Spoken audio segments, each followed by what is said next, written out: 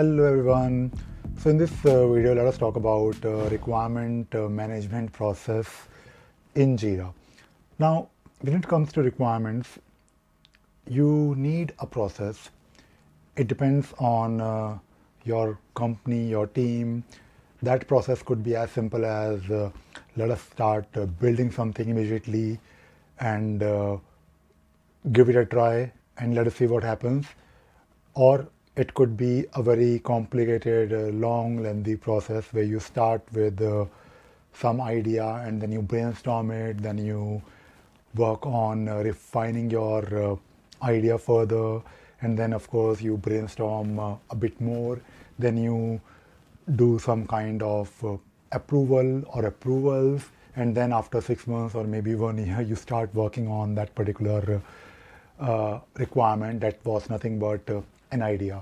And of course, when it comes to requirement management, again, it depends on the company, it depends on the market where your product is, and there are a lot of other factors. But I think, based on my experience, you can do requirement management in Jira, and I have done that. I have implemented a requirement management process in Jira for teams, and I've done that for banks. I've done that for big companies, enterprises.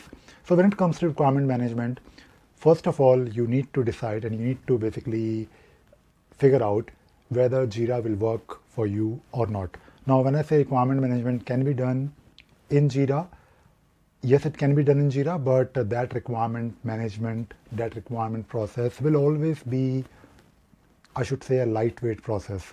Don't really expect Jira to behave and work like a proper enterprise level requirement management tool. There are a lot of tools in the market for doing purely requirement management, and these tools are actually designed and made for corporates, for enterprises, for big implementations. So you can't do that easily within Jira, and Jira can always be used for doing a simple requirement management. Now, once you decide and once you agree that Jira is or is not the right tool for requirement management, then of course start thinking about the possibilities in Jira. Now, talking about possibilities, when it comes to Jira, even in 2025, I repeat, Jira is nothing but an issue tracking tool. I know on Jira Cloud, these different applications like Jira, Confluence, Trello, Bitbucket, Jira Product Discovery, these tools are now becoming one tool. You just set up a site and then based on your requirement, based on your needs, you of course purchase or pay for Jira software. Maybe you also pay for Jira Product Discovery. Then you also get Confluence. So you need to use these different applications or apps. I think now Atlassian is calling these products as apps. So not really the apps or add-ons or plugins. Basically Jira software, Jira Product Discovery, Jira Service Management, these are different apps. And these apps will work together. We all know about projects, so there will not be any concept of a project. It will be a space, and within a space you will have issues, you will have work types, right? But within a space you might have a place to collaborate. So basically on Jira Cloud, things are now different. Now when it comes to requirement management, when it comes to capturing ideas, yes, we know that the Jira Product Discovery is a tool that you can potentially use, but Jira Product Discovery is, based on my understanding, based on my limited usage, it is mostly for ideas and then figuring out what to do with that particular idea. Based on, of course, the effort and impact, you can then visualize your ideas, and then yes, you can connect it to your actual deliverables. So Jira Product Discovery is there for purely ideas. Now, when it comes to requirements, usually when we talk about requirement is something that you want to or you may want to in some future get delivered. And usually these requirements will come from account managers. These requirements will come from sales executives, people who work with clients. These requirements will also come from BAs and product managers. So these people, BAs, product managers, sales executives, account managers, pre-sale people, and usually pre-sale people are a bit technical, so they're like a bridge between sales team and delivery team. So when these requirements come, these requirements are usually, if not always, these requirements are there with some expectation of delivery. So when it comes to requirements, you also have to figure out potentially when it can be delivered. But the delivery part has to be separate. When we talk about requirements in Jira, when we talk about purely requirements, you need a place where you can just capture the requirement. Now again, depending upon the way you work, the way you operate in your organization, the way you want to capture the requirements, maybe your requirements could be on a SharePoint portal. Your requirements could be in a Word document. And again, based on my experience, usually in big companies, in corporates, there is like a template, a very big template where you capture the requirements. And those templates are necessary because those templates are used in the whole company. Everyone was supposed to or is supposed to read and understand and figure out what is in those requirement documents. So figure out where you want to keep those documents. Usually it is a Word document stored somewhere on a SharePoint site, but you can also use Confluence. And if you're using Confluence, good thing is that you have a very good integration with, of course, Jira. Now, when we talk about Jira, we are not talking about delivery. We are only talking about what to do with that particular requirement. Usually, a requirement will be submitted by BA, product managers, your sales executives, and these requirements will be fed to a system where someone will do the initial triaging of those requirements. You will probably have a committee in your organization.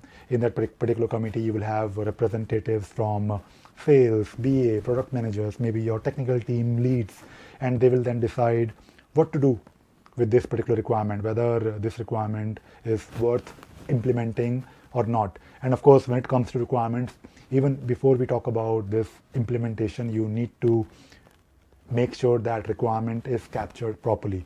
So you may want to maybe set up a project in Jira. And again, I'm talking about a process for requirement. I'm not even talking about the delivery part of it. So maybe what you can do, you can have a project in Jira where you can just capture the requirements. And then when you capture the requirements, then have a process, have a workflow where someone can go to that particular requirement. They can refer to the linked Confluence page or maybe an attachment, for example. I think it is always better to have a link to a SharePoint because that will be a document where you can update things. And when you have that document in Jira, then someone can make sure that the requirement is complete. Number one. When the requirement is complete, then you can change the status from draft to ready for submission. You can do that in Jira.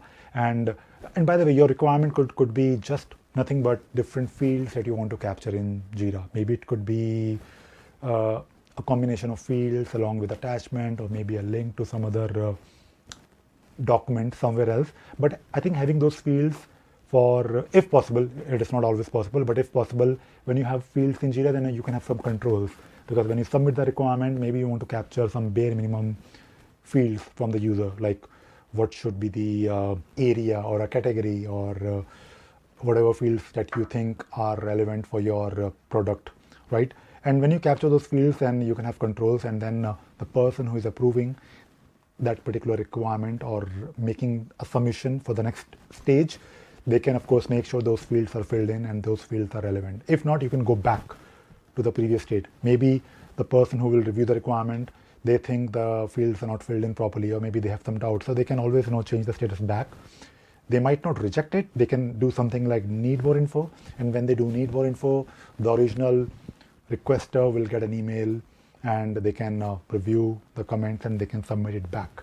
So have a process in Jira using a simple project called requirement, and then just focus on the requirement. So maybe in the beginning from draft, you want to make sure the requirement is complete. When the requirement is complete, then it will of course go through maybe level 1 approval. In level 1 approval, maybe someone from the technical team, or maybe someone from the sales team, or someone who is representing your customers, they will work together, they will sit together and they will do some initial high level assessment, or they will decide whether this requirement should be moved to the next stage.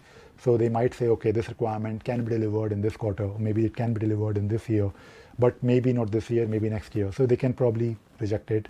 They can just, park it somewhere else. And then when you move from level 1 approval to level 2 approval, then of course you will have more involvement from the technical team, where they will decide, yes, the requirement is now complete, and now we can potentially do something with this requirement. We are not talking about delivery yet, but yes, this requirement can or might be delivered in the next 1 year maybe, and now the requirement is complete, it is now approved. So once your requirement is approved, then it will be like your requirement backlog. So even to reach that stage where you have a requirement backlog, where your technical teams can look at those requirements based on maybe some order, based on the wish list, based on the priority, based on the urgency, based on the rank, of course refine that requirement backlog. And that requirement backlog could be nothing but a separate board somewhere. So what I'm saying is, have a project in Jira to manage your requirements, but the actual requirement, the details of the requirement could be some fields in Jira. It could be a reference to a document. It could be a reference to some Word file. And when it comes to delivery, then of course have a link to your actual epics in your deliverable project. So I thought I'll probably talk about these things because these things are quite relevant. That is how you should be using Jira, by doing proper assessment. If you think requirement management process based on what I explained, this is again just one example based on my experience working with big companies, corporates, big financial institutions, big banks. We are talking about requirement management, but it is still very lightweight. We are not doing like a proper industry standard management in Jira. We can tweak Jira, we can customize Jira, we can do a lot of automations like based on what I just explained, like requirement management process here. You can send reminders, you can send further reminders, you can send notifications, you can create some reports, but it is again just a lightweight process that you can do in Jira. And I think doing it in Jira has a lot of advantages, especially when you have the actual delivery in Jira as well. Because when people are working on those epics for delivery, right? Because epic is a task, a big task for the implementation.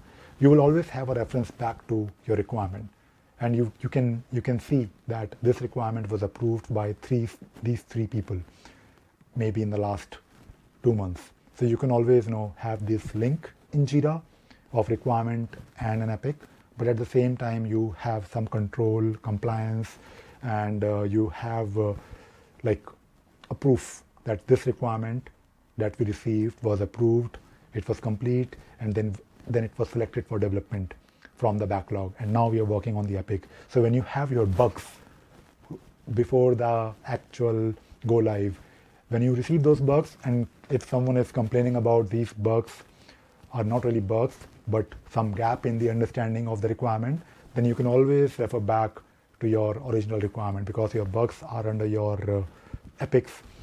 Your epic is of course linked to a requirement that was approved. So I hope this will help you. So that is all I wanted to talk about in this video. I hope I've given you some ideas and something to think about when it comes to requirement management process in Jira. Thank you very much. Bye bye.